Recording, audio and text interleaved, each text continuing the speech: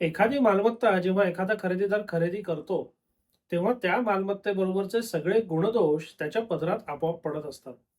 मग समजा त्या मालमत्ता विक्रीच्या व्यवहारामध्ये किंवा विक्री पूर्वाच्या व्यवहारांमध्ये जर काही गडबड झालेली असेल, जर काही दोष असतील, जर काही कायदेशीर त्रुटी असतील, तर त्याचा बरा वाईट परिणाम खरेदीदारावर होतो का? किंवा त्या खरेदी विक्रीच्या व्यवहारामध्ये किंवा व्यवहारापूर्वी जर काही गुन्हे घडले असतील, तर त्याच्या पुढच्या व्यवहारातला खरेदीदार हा सुद्धा गुन्हेगार ठरतो का? हा एक अत्यंत महत्वाचा आणि तसा काळजीचा मुद्दा आहे. आणि या संदर्भात सर्वोच्च न्यायालयाने नुकताच एक अत्यंत महत्वाचा निकाल दिलेला आहे. आता या प्रकरणामध्ये झालं काय होतं, तर एका व्यक्तीचं मृत्यूपत्र होतं. त्या मृत्यूपत्राच्या आधारे त्यातील लाभार्थ्यांनी त्या मालमत्तेची विक्री त्रयस्थ व्यक्तीला केली होती. कालांतराने त्या मृत्यूपत्राला आव्हान देण्यात आलं आणि ते आव्हान देण्याचं मुख्य कारण असं होतं, की ते मृत्यूपत्र ज्या दिनांकाचं दर्शवण्यात आलेलं आहे, त्या दिनांकाला मृत्यूपत्र करणारी व्यक्ती कोमात होती, असं म्हणणं होतं. म्हणजेच हे मृत्यूपत्र आणि त्याच्या आधारे करण्यात आलेली सगळी कागदपत्र ही बनावट असल्याचा दाट संशय निर्माण झाला. आणि मग त्या अनुषंगाने ही बनावट कागदपत्र बनवणारे, त्यातले लाभार्थी, खरेदी विक्री करणारे, या सगळ्यांवर फसवणुकीचा गुन्हा नोंदवण्यात आला.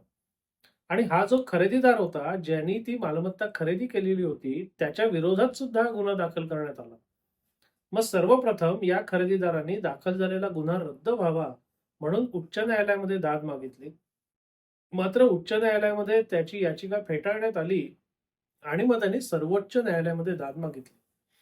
आता सर्वोच्च न्यायालय आपल्या निकालात काय म्हणतं? यामध्ये कोणताही वाद नाही की आरोपी क्रमांक 6 जो सध्याचा अपील करता आहे, याने संबंधित मालमत्ता नोंदणीकृत खरेदी खताद्वारे विकत घेतलेली आहे. त्या खरेदी खतावरून हे स्पष्ट होतं की हे खरेदी खत जे आहे ते योग्य प्रकारे आणि मोबदला देऊन करण्यात आलेलं आहे. आता जे कथित बनावट मृत्यूपत्राचा वाद आहे, ते कथित बनावट मृत्यूपत्र करण्यामध्ये अपीलकर्त्याचा कोणताही सहभाग होता, असे दाखवणारा कणभर पुरावा सुद्धा दाखला नोंदवहीत उपलब्ध नाही. अपीलकर्त्याने संबंधित मालमत्ता योग्य मोबदला देऊन खरेदी केलेली आहे.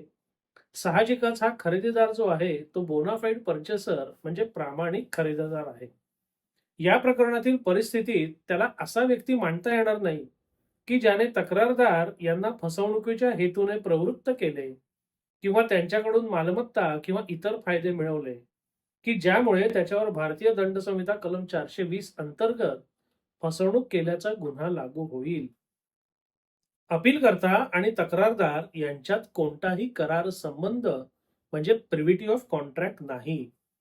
ना एफ-आय-आर मध्ये, ना आव्हान दिलेल्या आदेशात असा कोणताही ठोस पुरावा आहे की अपीलकर्त्याने कथित बनावट मृत्यूपत्र तयार करण्याकरता कोणतेही षडयंत्र रचले होते किंवा नोंदणीकृत खरेदी खत त्याला हे सगळं बनावट मृत्यूपत्राची माहिती असून सुद्धा त्याने केलेले आहे. म्हणजे एक तर त्याला त्या बनावट मृत्यूपत्र करण्यात त्याचा काही सहभाग नाहीये आणि ते खरेदी खत करण्यापूर्वी असं मृत्यूपत्र बनावट आहे याची सुद्धा त्याला पुसटशी कल्पना नाहीये. प्रत्यक्षात जरी तक्रारदार यांचा आरोप की मृत्यूपत्र बनावट आहे हे सिद्ध झाले, तरी अशा परिस्थितीत मालमत्ता खरेदी करणाराच व्यक्ती बाधित होईल, कारण अशा स्थितीत त्यांच्या मालमत्तेसंदर्भात वाद निर्माण होईल. ह्या सगळ्या गोष्टींचा जर आपण विचार केला तर हे स्पष्ट होतं की 420 किंवा त्या अंतर्गत गुन्ह्याचे घटक या अपीलकर्त्याच्या बाबत सिद्ध होत नाहीत, असं सर्वोच्च न्यायालयाने निरीक्षणं नोंदवली आणि त्यांच्या विरोधात जो गुन्हा दाखल करण्यात आला होता तो रद्द करण्याचा आदेश दिलेला आहे. म्हणजे एक असा प्रामाणिक खरेदीदार ज्यांनी कोणाचीही फसवणूक केलेली नाही किंवा या आधी काहीतरी फसवणूक झालेली आहे अशी त्याला पुसटशीही कल्पना नाही, तो खरेदीदार कर्मधर्म संयोगाने गुन्ह्याच्या किंवा कायदेशीर चौकशीचा फेऱ्यामध्ये अडकला होता. पण सर्वोच्च न्यायालयाने या प्रकरणात त्याला दोषमुक्त करून टाकलं.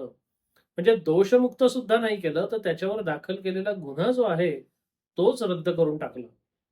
आपण जेव्हा एखाद्या मालमत्तेची खरेदी विक्री करत असतो, तेव्हा आपण बरेचदा बऱ्याच सगळ्या गोष्टींची चौकशी करतो, काळजी घेतो. पण तरीसुद्धा काही वेळेला असं होतं, की मालमत्ता खरेदीनंतर काही जुन्या गोष्टी नव्याने उजेडात येतात. काही जुन्या बेकायदेशीर गोष्टींबद्दल वाद उत्पन्न होतात आणि मग त्यामुळे आपण आणि आपला खरेदीचा व्यवहार हा सुद्धा कायदेशीर कचाट्यात सापडतो.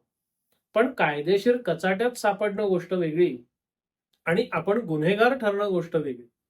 मागच्या काही चुकीच्या गोष्टींमुळे तुमचा व्यवहार कायदेशीर कचाट्यात सापडला तर ती एक दिवाणी बाब आहे. ती सुद्धा गंभीर आहे, यात काही वाद नाही. पण फौजदारी बाबीपेक्षा दिवाणी बाब ही तुलनेने कमी धोकादायक किंवा कमी गंभीर आहे.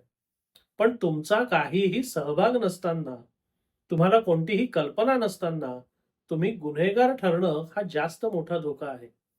आणि असं जर कोणाच्या बाबतीत झालेलं असेल, तर या निकालाचा किंवा याच्यासारख्या निकालाचा फायदा घेऊन आपल्यावर दाखल झालेले गुन्हे रद्द करून घेण्याचा प्रयत्न अशा लोकांना करता येईल.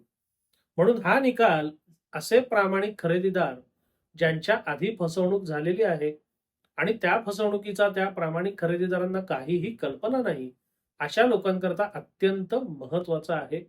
आणि अशा सगळ्या प्रामाणिक खरेदीदारांना या निकालाचा उपयोग करून आपल्यावर जे कायदेशीर संकट आलेलं आहे ते टाळता येण्याचा एक प्रयत्न निश्चितपणे करता येईल. या प्रकरणाचा तपशील तुम्हाला व्हिडिओच्या डिस्क्रिप्शनमध्ये मिळेल. हा निकाल तुम्हाला कसा वाटला, हा विषय तुम्हाला कसा वाटला, अवश्य कळवा. धन्यवाद.